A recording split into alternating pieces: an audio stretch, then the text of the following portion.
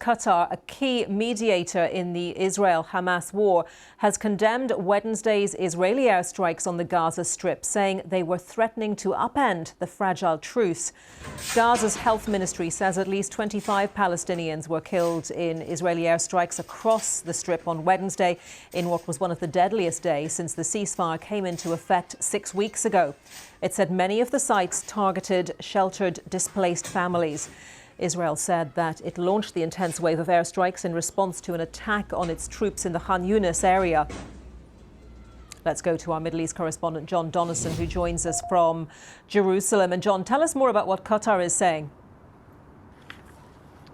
Well, Qatar are not happy. Of course, they were one of the key mediators in this deal between Hamas and Israel, and they say that it is risking what is a pretty fragile truce. The truth is that ever since that ceasefire came into effect, 6 weeks ago, Palestinians in Gaza have been dying in Israeli strikes on an almost daily basis, and yesterday was one of the deadliest days. But since that ceasefire came into effect, more than 300 Palestinians have been killed in Israeli strikes, according to the health ministry in Gaza. Now, Israel says, as you say, that it is going after Hamas terrorists. Many of those who die are people who are apparently going into zones where they're not supposed to go within Gaza. But, you know, President Trump has insisted when that ceasefire came into effect that the war was over. You know, if it is over, it could resume any time.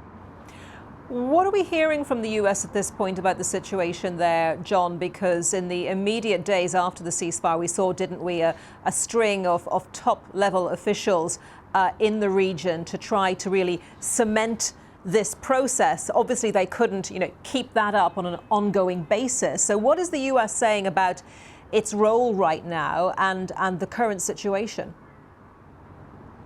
Well, of course, we had that US-backed resolution at the UN Security Council earlier this week, which approved President Trump's plan for Gaza. He is going to be chairman of the Board of Peace. But that plan, really, only stage one of that has happened. So that was the release of the remaining hostages in exchange for Palestinian prisoners. But there are many, many unanswered questions.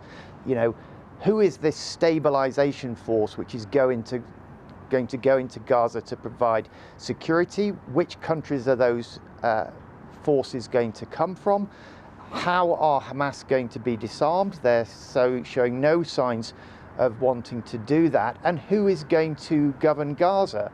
Hamas has said that it is not happy with foreigners, in effect, being in power in Gaza. They see that as sort of colonialism. So there are many, many unanswered questions. This US-backed Security Council resolution, I guess, is important because it keeps the momentum going. But, we are a long way away from any sort of stability or resolution to this conflict in Gaza. So would you say right now, John, that there is a disconnect between the plan and the realities on the ground there? Yeah, I would say that. And of course, that also doesn't go into the humanitarian situation, which continues to be desperate in Gaza. Still enough aid is not getting in, and we're heading into winter now. It's getting colder. We've had torrential rains at the weekend. It's going to be a difficult winter for the 2 million people who are living there.